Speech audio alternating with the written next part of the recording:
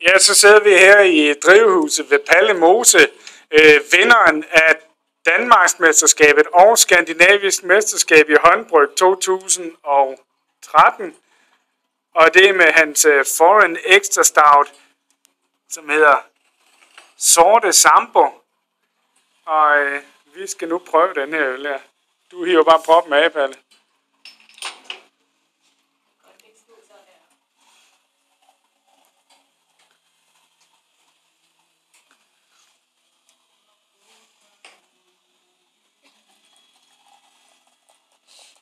Det ser godt ud.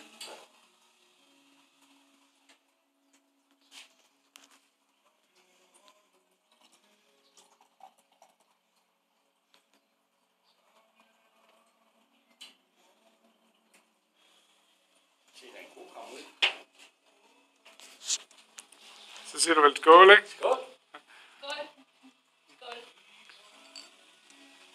Skål, Annette.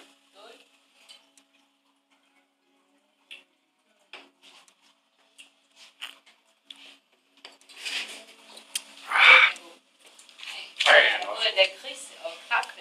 Lakrids og kaffe og tørret frugt. Den er bare.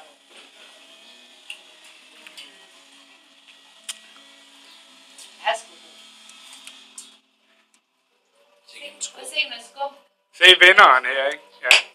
Vi takker af herfra. Hej.